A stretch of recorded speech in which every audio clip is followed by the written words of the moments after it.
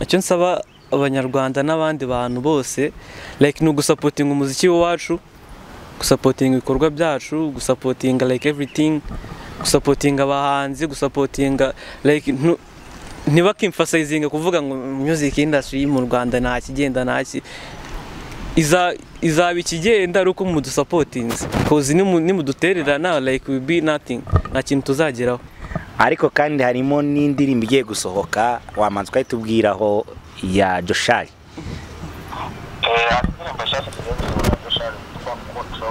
Kocho. Mano bisingira.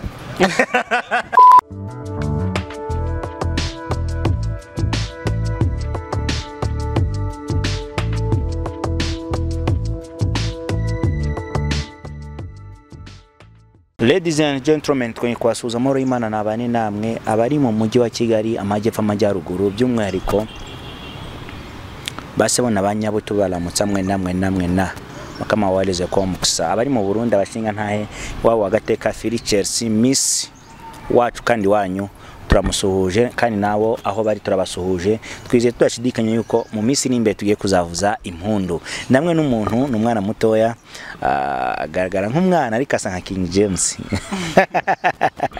Muraho Yeah man, muraho meze mute turaho turakomeye nta kibazo kabisa.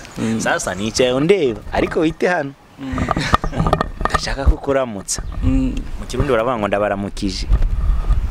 Turabaramushije natwe nago ndi mwiza mu Kirundi, ntago nzi ukuntu Kirundi bakivuga neza ko nago nabanye n'abarundi cyane ariko ubwo no gukoresha ururimi rwacu. Birumvikana. Yeah man. Mezuti meze neza naribi tugayikaze kuri microphone cyangwa se kamera za Iris Rwanda TV no kuri televiziyo yacu urumwe mu bantu twakiriye uyu munsi. Hari byinshi ufite byo kutubwira, hari nabyinshi ufite byo kutuganiriza. Yeah man. Ngiye kugusaba kwiva mu buryo bwa gihanzi. Abanza rukundo ngo bivugara inga nitwa twagiye. Yeah man, amazina yanjye nitwa Beni Pro to the hit, ndi music producer. Nje vuba muri no kala ya music production hani Musanze.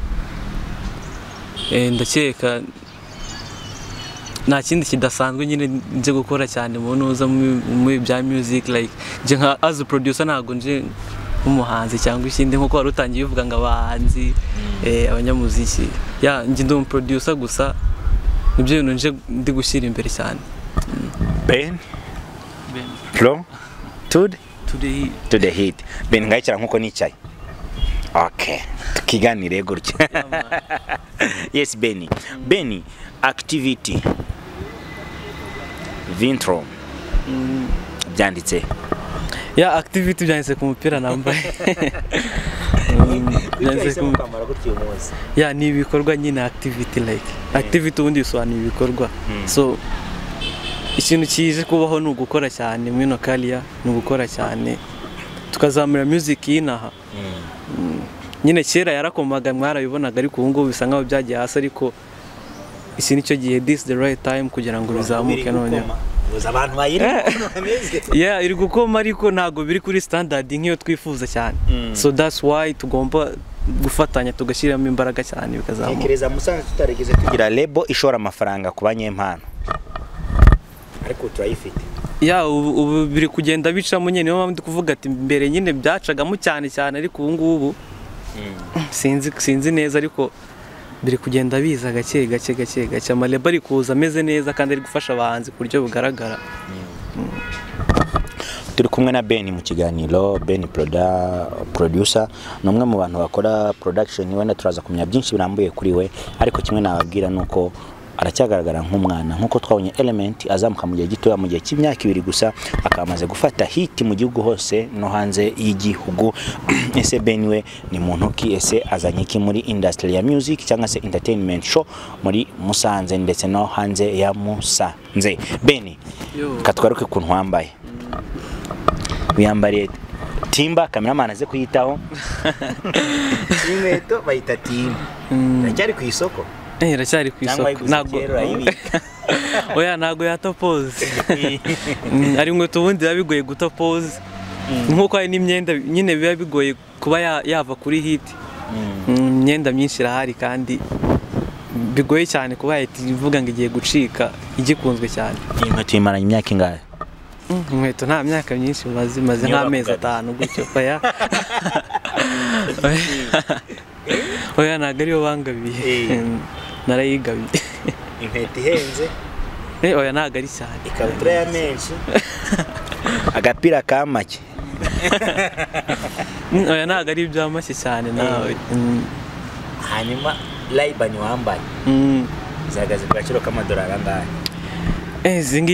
Izi ngizi nazagaza amadolari 5. Ariko bibwe umuntu mu Kinigi gute? Zimeze nka zazi bacuruza muri Nyabugogo cyangwa imbere ya gare. Oya zizagaza amadolari 5 ntabwo ari menshi cyane urebye. Zizagaza amadolari. Demila bacuruza Ray-Ban nziza wasangana uwo ari we wese umusitari wihagazeho nk'izo umusore muri kubona imbere ya kamera yambaye. Bagana imbere ya gare yamusanze ubundi wambare Ray-Ban nziza cyane ziberanye n'uwuriwe. Inkweto nziza wazisanga kuri Bosco Design mu soko rya Goyiko muri gatatu. Imyenda myiza yose niho wayisanga. Imyenda y'abakobwa ndaze mbabwire mu mwanya aho mwayisanga. Beni izi ekuteri zagaze kuranga izi ekuteri zo n'amadolari 10. Ya gana Action Shop baguhereze ekuteri nziza cyane nziza Beni yambaye. Yes Beni twigomereze ikiganiro turi kumwe na Beni ni producer wa music. Ni indirimbo zingo maze gukora ziri hanze wawe wibuka? Ya indirimbo nakozeho ni nyinshi usibye ko nyine nabitangiye kera ariko ntago ari kera cyane. Shize nk'imyaka 2 mbiri ibintu bya production. Indirimbo zo ni nyinshi z'abahanzi. Harimo izo muhanzi yitwa Kid 96 nameze neza inaye Musanze baramuzi. Hari Mr Tag, hari Mizo n'abandi benshi ba Benko ni benshi cyane na Good Verse ari project dufitanye. Ya ni benshi. Ni benshi cyane. Ni benshi cyane mumaze kuvugana cyangwa se mufitanye project kandi nziza cyane. Ariko hari akantu cyaka kukubazaho kadanje. Ni iyihe inspiration mu muryango wanyu? Harimo umuntu wigeze akora ibintu bya music ukaba ari gukurikiza? Ya mu rugo barahari. Mfite bro wanje mukuru araririmba n'umuhanzi. Ni nawe wabitangiye imbere yanjye. Yari umuhanzi kera kuva ameze imyaka myinshi nyine akora umuziki till now. Ya ni nka urebye ni nka ni inspire cyane urebye cause ni nka ari wonzanye mu muziki niko navuga. Beni sorry gatoya ubundi Beni ni muntu ki? Umuntu wishe Beni kuri kamera biragaragara kuri umwana no mu maso yanjye. Wenda ushaka kuri mukuru kuko ubwanwa bwatangiye kuza. Uri muntu ki? Ya Beni ni umusore w'imyaka 18. Acyari mineri cyangwa se uracyari ribu? Oya ntago nyiri ribu. Ni umuhungu w'imyaka 18. Sinzi nimba ari ikindi cy'ingenzi navugaho like ntuye nahe Musanze. Nkorera muri studio ya Lion Music. Hari label yitwa Lion Music Entertainment no ndi gukorera ubu ngubu. Yego kubukora muri entertainment Lion Music Entertainment ufite studio yawe? Ubu nkorera muri Lion Music Entertainment like niyo music niyo nzuko itunganya umuziki ndi gukoreramo ni nayo label ndi gukoreramo. Yego ni label ihagaze neza. Producer? Ya nkoramo nk'umuproducer. Uri gukorana nande? Harimo undi producer yitwa Opa. Niyo turi gukorana ubu ngubu muri The Lion. Ya man. Ndakeka nta ikindi kidasanzwe subira. Beni ni muntu ki wavutse mu bana bangahe? Wavukira hehe? Navutse mu muryango w'abana 5. Mvukira inaha. Navukiye nayo Musanze muri Ruhengeri. uvuga coga cyangwa se uvuga igikiga turakivugaga injyana ya coga yamazi urayizi wapi siza injyana ya coga coga star uramusanye n'umudeli nafikiri rimwe ngo navuye iwacu mu majyaruguru njya guhaha i Kigali kapitali nta muntu wo mu majyaruguru utazi Rafiki ni umulegend kandi shout out to him afite ikintu yubatse cyane ku muziki nyarwanda afite ikintu yubatse muri music music industry y'inakabisa music industry y'inahanga Beni sasa rero twiganirira turimo turavana ibintu byinshi cyane tumaze kumenya Beni wari we wamwe ngura umwana wa kangahe mu muryango mvukamo ndi umwana wa gatatu uri bucura oya munsi yanjye hari abandi babiri zengo umwana wa gatatu umwana batanu okay Beni niki nyuma yo kwinjira muri music kikwenspira cyane uvuga ati music ni uruganda rukomeye ariko nzayigumamo kugeza mpfuye ikintu kinyenspira muri music like nkurikije n'impano mfite nuko abantu babibona nibyo nkora na feedback ngenda mbona ku bantu ama connection ndi kugenda ngera muri no minsi yabe kunyereka ko bifite umurongo kandi haraho bizagera so n'ikindi kintu kiri kunyenspira cyane like icyo mfite mu mutwe wara have in my mind nuko nshaka kugira ikintu nubaka cyane kuri music industry y'inaye Musanze tukagira natwe level tugeraho nyine runaka that's why naje muri bino bintu bya music production ni byiza ko twubaka industry ya Musanze cyangwa se ni byiza ko twubaka industry on international level ni byiza cyane kuko abahanzi bina turashoboye cyane kandi ntacyo tutakora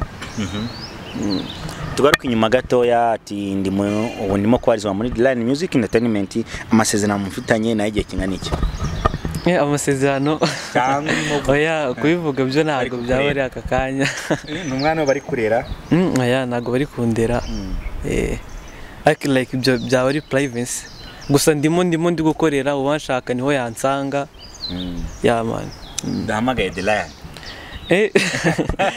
muvugisha ntari arabi ntago yaba atabizi ko ndi hano ariko n'amanaginga abantu bakamutana ntago yaba atabizi ko ndi hano ntago yaba atabizi Beni utihana indimo nyinshi nasize hanze uri umwe mu bantu twatuzi ko bafite ibikoresho byabo kandi banakora ibikoresho byabo bishize he nyuma yo kugiye muri The Lion ibikoresho ntago urumva ntago byabura koze mba nkeneye gukora everyday mba nkeneye gukora ibintu byinshi ntago nagenda nyine ngo ngumeyo burundu so urumva nimba ntashye ngomba gukomeza nkakora kugira ngire ibindi bintu niyungura ngire ibindi bintu nkora like mfite kuba wenda n'urugero ufite kuba uri mu rugo ukagira nka idea ntago wahita utega ngo ugiye kuri studio so that's why kuba mfite n'ibindi bikoresho home biramfasha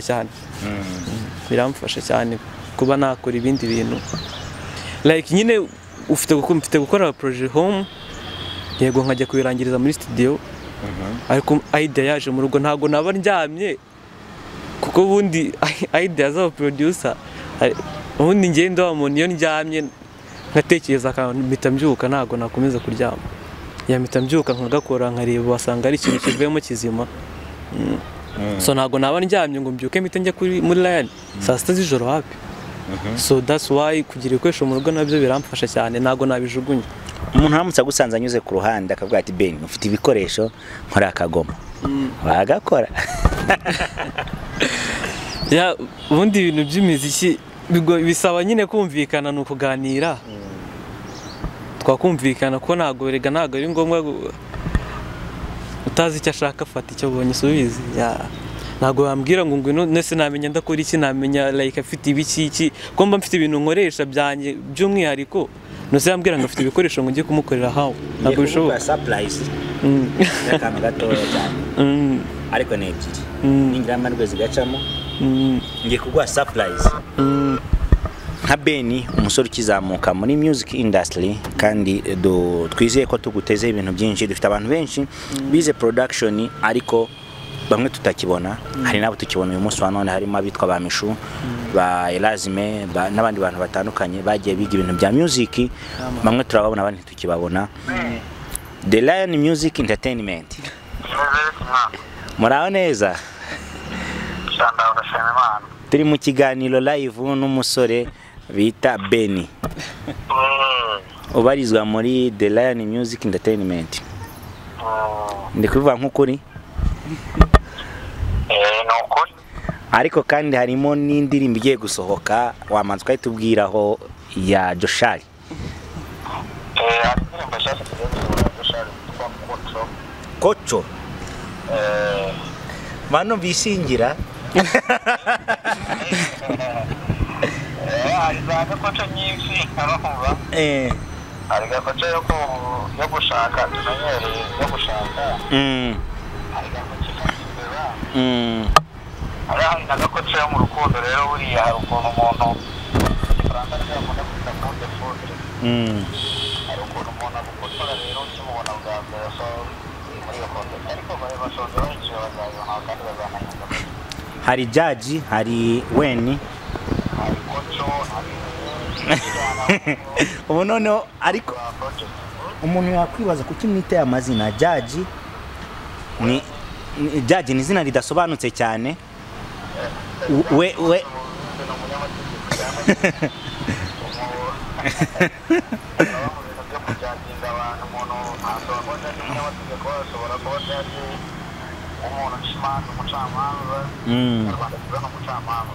hakaba Weni twagiye kuri Weni yo nagereza ko abantu twari twaragiye gusobanura Weni akiri Weni ubundi yambarambuye bivuga ryari rero mu cyangwa twavuga ko twitwa ryari ubu none haje Kocho ni izina abantu ngiye kuryuma kuko twe tuvuka mu cyaro bakunda kuvuga ngo yakocoye ni ibyo ngibyo ni ukuvuga ngo ntabwo ari neza nanone bijya kugira isano ndetse urabona iyo ubonye wenda umukobwa agenda mu muhanda usa neza usa neza hari igihe tuvuga ati uriya mukobwa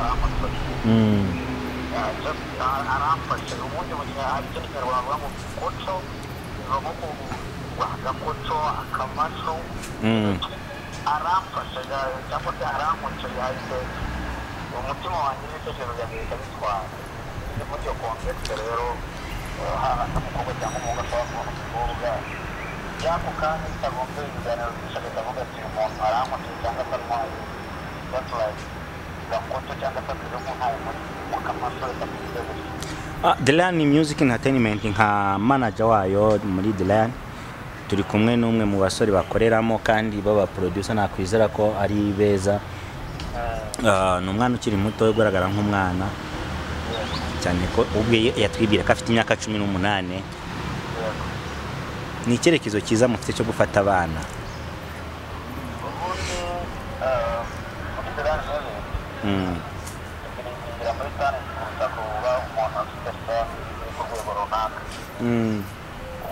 cyangwa se kugira kandi turuka muri talent nabyo nyayo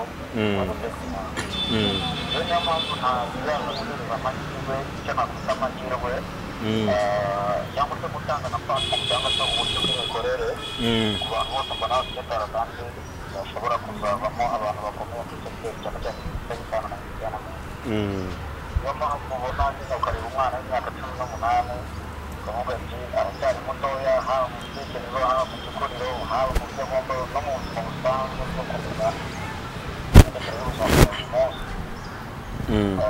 ariko ukizera ko ashobora kuba ikintu gikomeye cyane ni ijambo rimwe kuri Beni Pro wamubwira turi kumwe mu kiganiro akira ijambo rimwe namubwira uvugane ijambo rimwe namubwira mu kiganiro ariko kumva namuvugane ijambo namubwira rimwe manzi umusuhuza uraho wa mugabo we yo bimeze bite oya wuje 18 ni umuntu uzogera gukubita umwana tuzarwa yo niko bimeze aracyabura umwaka oya nimba afite 18 amategeko amwemerera ibintu byose ubu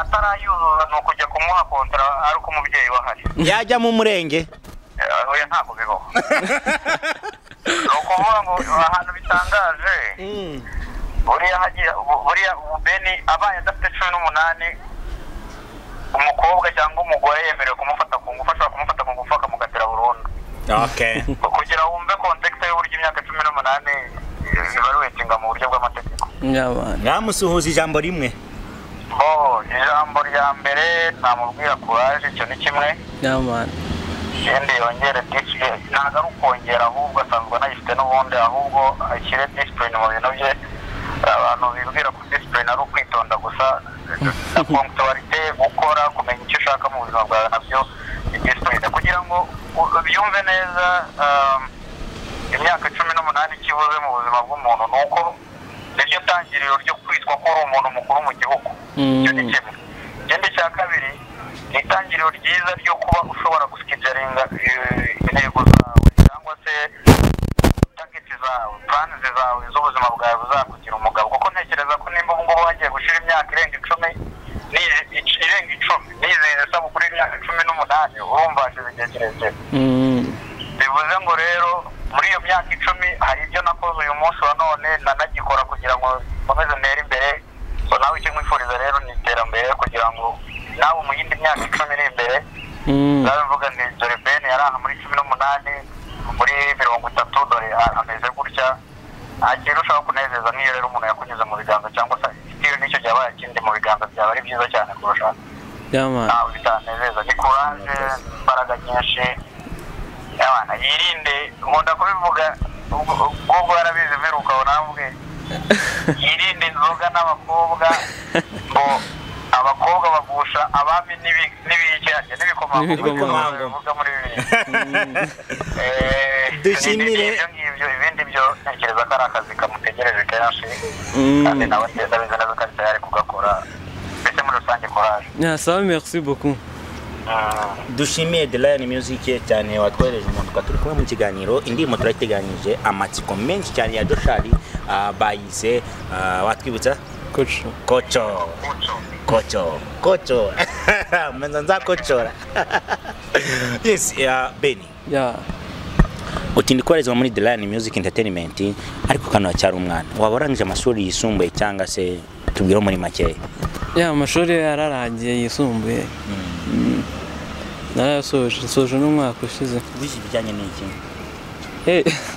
je nize science nize MCB birena na music oya nawo bihuriye niyo mpamvu navuze ngo like ngiye nizera mu mpano n'ama feedback ngenda mbona nawamenya ikizamubeshaho nawamenya ikizamugeza ku nzozi ze nawamenya ikizatuma aba a great person so niyo mpamvu ngomba gutryinga my best kujya muri different activities nkareba ko ari cyo nageraho kishimishije.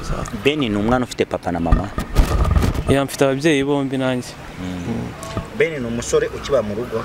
Yego. Of course. Oya ndacyaba mu rugo ngewe. Bacyaba mu rugo. Nka Beni umwe mu bantu bakora music production umva ko utangiriye mu ntara dufite abahanzi benshi batandukanye cyangwa se aba producer batandukanye batangiriye mu ntara ariko batakibarizwa mu ntara. Dufitemo ba BBG cyangwa se BDG. Me Patrick ni umusore ukiri muto yakoreye muri The Lion Beat akora mu masidi atandukanye ariko ubu ngubu barizwa mu mujyi wa Kigali. Tutugiye gukora mu gihe gito nawe ukaducika. Oya nago nzava hano vuba cause like gice nshaka ni ukumanza nagira wenda uruhare nshyira nibuye nshyira kuri music industry y'inaha. Nibyo nifuza nayo purpose mfite ntabwo nshaka guhita mva hano ngo mpite ngenda cyane. Cause ngiye Kigali like ntacyo namfashije iwacu. Kandi ikintu nshaka cyambere no gufasha iwacu gucollaborating n'abandi ba producer b'inaha tukagira ikintu geraho kidasanzwe. Nka Beni hari byinshi biri ku mutima wawe umvaga watuganirizaho uyu munsi mu magambo make kiri ku mutima wawe abwira abakunzi ba Iris Rwanda TV? Ikintu nabwira like bakore subscribe kuri Iris Rwanda TV. balikinga ama videos yabo kandi bajye babakurikirana cyane ko ni televiziyo ifite icyerekezo imeze neza. So ikindi nabwira like music producers bina n'abahanzi dufite gukora cyane, dufite gukora ibintu bidasanzwe cause njyewe what I believe is that nuko dufite gukora ikintu kidasanzwe kandi dushobora gukora ibintu birenze. Ni nakwemera surprise ya kabiri ndabona nyitabye. Hari indirimbo zitandukanye maze gukora. Allo allo allo allo network ntabwo ziri kugenda neza, wakomeza tubwira ndaze kumugwa mu mwanya. Ikintu navugaga ngo abahanzi abo producers bina let's work hard, dukore cyane, dufite ibintu byinshi twageraho kandi bifututse. Ikindi mbwa producer ducollaborating ko burya gukorana cyane ni rwo rufunguzo rw'ibintu byose. Like ntitube nka babandi like umuntu abashaka kuba alpha na omega w'ibintu byose, abayumva ikintu cyose like yakirangiza. Yatumere dufata urugero ku ba Nigeria, ku banyamerika, ku n'abandi ba producer b'i Kigali, like nta mu producer wundi ukora project ngo irangize yose cyangwa like ibintu byose no gukorana n'undi gukorana. Ari umuntu uri mwiza muri mixing na mastering, ari undi uri mwiza mu gukora ama drums, ari undi uri mwiza mu gukora iki. That's why tugomba collaborating tukagira ikintu dukora kandi kidasanzwe. Ama connection tukagenda duhanahana ama connection tukazamana n'abahanzi binaha. Musanze hari umwana mutoya witwa Wizimeka. Muziho? Wizimeka ndamuzi. Ndamuzi cyane. Umwana muto kuri afitanye ndimo na Fresh Kid, ni nayo amazi imisa ugiyemo. Hajemo ibibazo byinshi cyane kugira ngo ijye hanze no gushutinga kwayo. Bamaze imisi mazafi cyumweru hanze y'igihugu. No kuva hanze y'igihugu akurikiza kujya mu karere gaturanye n'umupaka wa Uganda namaze ikindi cyumweru. Kweka abahanzi bo mu ntara twumva tutakwagura imipaka kugira ngo twari n'abanzi bafite amazina none dutera intambwe tuzamuke. Abo mu Rwanda bimusanze by'umwihariko muri Musanze ko Kigali byaraje. Nta ikintu kibura, mbona nta kintu kibura ngiye. Nta kintu kibura, ikintu kibura like nibyo bikorwa byinshi cyane, nicyo cy'umwihariko ariko ibindi byose birahari, barashoboye, bafite impano like n'abandi nta kintu babarusha cyane. Ikintu kiri kubura ubundi nayo ma connection ni iki, nayo ibindi byose birahari. Birahari ubundi iyo waganira ikintu kica abantu nuko utaganira n'umuntu. Ko mfite kubona akana hakawenda n'urugero, mfite kubona nka Bruce Melody nkavuga ati cyangwa undi muntu like nka Bruce Melody cyangwa undi muntu urenze ambwira ati nkavuga ati uriya muntu ntago twaganira yanyiryaho iki ntago, ariko utazi ukuntu ameze ntago like ntago uzi character z'umuntu ahubwo utinye kumuvugisha, kandi umuvugisha ufite gusanga yego afite no kuba yirya ariko ntawamenya amahirwe yawe hanari tukumuvugisha ugasanga biciyemo. Sinzi niba uzi producer yitwa Masatora uramuzi? Ndamuzi. Masatora namubonaga ndiye numvaga like navuga ati sara umuntu umuvugishije byagenda gute, ariko like ejo bundi twaravuganye kuri turahuza tuvugana kuri Instagram, kuri WhatsApp, hose turavugana. N'abantu babumva ibitekerezo by'umuntu kandi bakawumva hari ikintu bagufasha. So that's why dukeneye gushaka ama connection, dukeneye gutinyuka tugagira ikintu dukora. Turacyari kumwe n'umusore cyangwa se umuhungu ukiri mutoya bamwita Beni Pro, akaba barizwa muri The Line Music Entertainment Show. Nimwe muri studio cyangwa se muri label ikorera mu ntara mu karere ka Musanze, ariko imaze kugaragaza ko ishoboye mu gihugu cyose. Ariko kandi mbibutse ukeneye kwambara neza dusange muri Goyiko, muri gatanu kwa Teacher Shop, dusange kwa Bosco Design, muri kane dusange imbere ya gare kuri Demila. Barakwambika neza style yose wifuza ariko ijyanye n'ibyangwe, isaha nziza, Ray-Ban nziza cyangwa se marinette meza ku kuboko. Umusore wacu yifunze muri kumubona ahariho hose barakwambika ube uguwe neza. Abakobwa mwambara twatuntu tw'umunda ntabwo nzi ukuntu twitwa, ariko namwe muhasange baratubambika mugubwe neza. Dufite utubara two ku matwi, tubiju n'utundi barabagusha neza kandi mwe enjoying. Kuri kamera turi kumwe na Ateguje ndetse na Madinox. Mudusure kuri Instagram zacu Iris Rwanda TV official na Iris Rwanda TV ndetse na Iris Rwanda Facebook kugira ngo mukomeze kuryoherwa. Mbibutse indirimbo ya Joshua irasoka muri iki cyumweru. komeza usure The Lion Music kandi indirimbo za wa mbere ugiye kuyireba yagombaga gusohoka muri weekend ariko ntibyakunze dutegereze ejo cyangwa ejo bundi nize nashidikanya yuko ntibaditenguka izadugeraho kene kurya neza no kwambara neza nabarangiye kurya neza ni muri Lipia Restaurant imbere ya ADPR gana Fatima Notre Pastoral Notre Dame na ahantu heza wasohokana n'umukunzi wawe na ahantu heza warara na ahantu heza wacumbika ukagubwa neza Beni uritonda cyane ariko ya nagari cyane ugira kantu umuntu ari indirimbo yitwa amashitani uramuzi ndamuzi n'amashitani twitege iki mu minsi iri imbere kizaturuka kwa Oxygene kivuye iwawe abantu Oxygene mu minsi micaraje sore banga ya danger ya from Ben Pro to the hit. Okay. Yama. Bibutse ko Oxygene nimwe makubwa twemereye indirimbo nka Iris Rwanda ya video zirahenze no kuzikora bisaba ubwitonzi n'ubushishozi ubwo muzamona indirimbo ya Wizimeka yasohotse yakoranye na Fresh Kid muzamye ko ya Oxygene nayo twamukoreye ya video ikurikiranye niyo ngiyo kandi dushimira abantu mwese mwagize uraye kugira ngo Oxygene abashe kuzamuka ku ndirimbo ya mbere yitwa amashitani. Beni twane ku musozo. Gira ikintu mbaza nanjye nkubaze. Ikintu nakubaza ngira amazina yawe bwite ntago yazi. Amazina yanjye nitwa Mr. Jagugu. Abadukuriye kuri kamera za Iris Rwanda TV nitwa Mr. Jagugu, managing director wa Iris Rwanda TV. Yeah. Ngana wembaza. Ngana wembaza ikibazo. Ngiye kubaza ikibazo gikomeye kandi cyoroshye. Wagize umukunzi muhe mwaka? Nagize umukunzi mu mwaka w'ibihumbi 2019. Mwatandukanye 2000 na kangahe? Oya ntago turatandukana. Ntago turatandukana. Beni afite umukunzi wawe yitwa? Basi ni ngombwa kumuvuga. Ntago ari ngombwa kumuvuga. Ntago ari ngombwa. Wagize umukunzi kiri umwana? Oya ariko ntago sizi impamvu imfasezinga ntago ndi umwana cyane nawe. Ninde muntu witaho ufatiraho urugero muri music mu Rwanda? Mu Rwanda? Ya mu Rwanda urebye nawe cyane. Like ako hanze mu bundi ngiye numva like fata urugero muri production tugereranije mu Rwanda gakiya cyane. Mu Rwanda ubwo urumva ni element ko ni urungano ni generation yacu. So urumva na wundi muntu afata urugero cause ibyo nkora ibyo akora like in the same career birasa bijya gusa cyane. So na wundi muntu afatira urugero uretse we. Okay.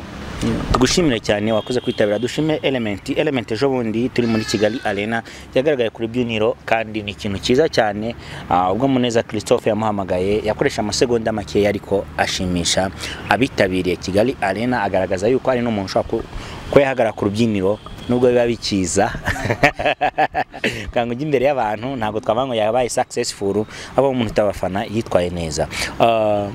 Icyerekezo cyawe mu magambo make ibwira abanyarwanda icyerekezo ufite n'icyo bifuzaho n'icyo wowe wifuza mu munota umwe. Akira microphone. Ya abantu bakurikira Iris Rwanda TV. So for me icyerekezo cyane mfite ngewe like no kugira ibuyenkira like kugira itafari nshyira kuri music industry y'uwacu naha. Sina Musanze gusa no mu Rwanda hose. Icyo nsaba abanyarwanda n'abandi bantu bose like no gusupporting umuziki wacu, gusupporting ibikorwa byacu, gusupporting like everything, gusupporting abahanzi, gusupporting like ntibakimfasizing kuvuga ngo music industry mu Rwanda nta kigenda ntaki izaba ikigenda ari uko mudusupportings cause nimudutererana like we be nothing nta kintu tuzageraho. So icyo nabasaba no gushyigikira buri umwe wese like cause nta wamenya aho ejo bundi wasanga natwe tugeze kure hadasanzwe nk'ibindi bihugu byose like Nigerians n'abandi bose. Icyo nicyo nasaba abanyarwanda muri rusange. Hari umuproducer wimukiye gutura hanze y'igihugu uramuzi? Medbeat. Ni intambwe nziza yateye abasiga urugero rwiza.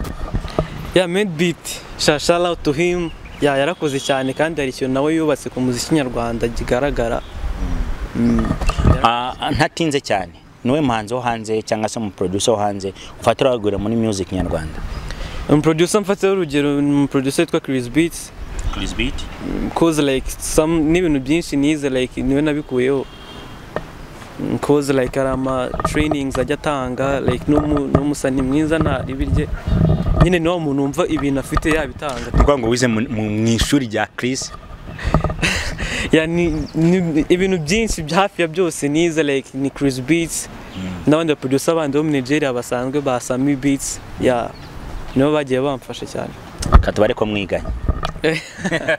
Oya ntabwo twiganye yaramfashije nyine muri rusange. Okay. Tugushimire cyane wakoze kwitabira ibiganiro bya Iris Rwanda TV nakagaruka episode twizere kuzagaruka. Abantu murakoze cyane kabisa.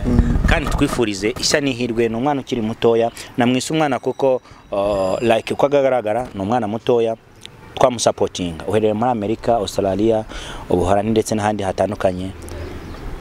Reba uyu muntu n'umuproducer mwiza ndaje mumvisha indirimbo ye mu minsi iri imbere yakoreye umwakobwa wanyu witwa Oxygen hari buze kuvuga izina hari Happiness reka nzivuge hari Happiness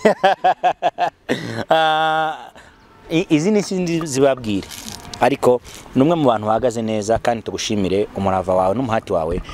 Keep up bro, komeza utere imbere. Thank you so much. Shout out to Iris Rwanda TV. Yeah, big thank. Abadukurikiye mwese amahoro y'Imana nabane namwe. Ciao ciao.